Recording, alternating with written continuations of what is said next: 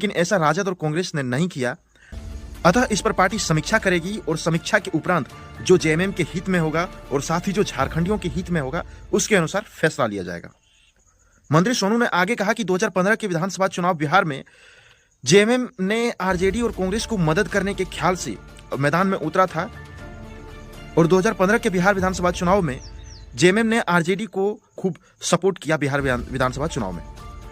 हालांकि आपको बता दें कि बिहार विधानसभा चुनाव 2015 में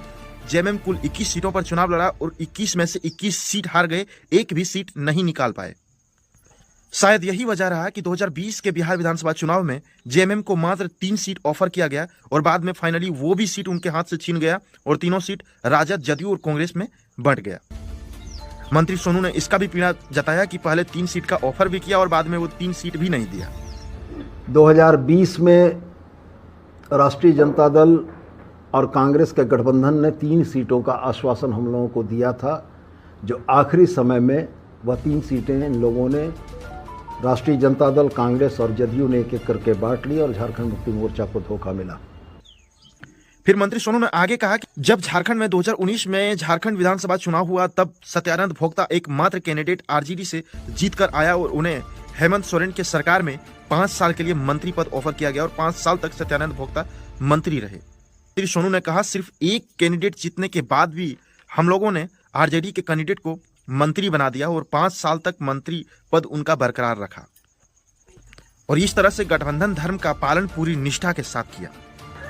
मंत्री सोनू ने कहा कि 2020 विधानसभा चुनाव में धोखा मिलने के बाद भी, यानी कि 3 सीट ऑफर किया गया था, 3 सीट में से 3 सीट भी नहीं मिला जेएमएम को, इसके बाद भी झामुमो ने 2024 के झारखंड विधानसभा चुनाव में भी गठबंधन धर्म का पालन किया और राजद, कांग्रेस और वाम दलों को समायोजित करते हुए उन लोगों को अपनी सीट देकर चुनाव जितवाया। उन्होंने उदाहरण देते हुए कहा कि निरसा और सिंदरी विधानसभा में नंबर 2 पे जेएमएम होने के बाद भी वो सीट वामपंथियों को ऑफर कर दिया, यानी कि माले को ऑफर किया गया और बाद में दोनों सीट माले के कैंडिडेट जीत के आए और उन्हें फिर अपने गठबंधन में शामिल किया गया।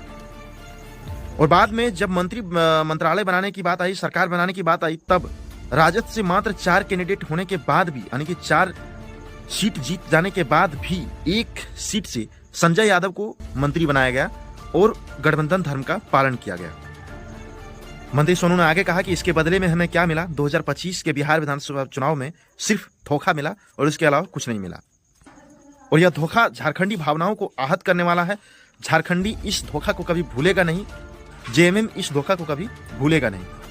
हम उनको बताएंगे कि झारखंड मुक्ति मोर्चा एक बड़ी ताकत है, आदिवासियों का आवाज है और अगर आदिवासी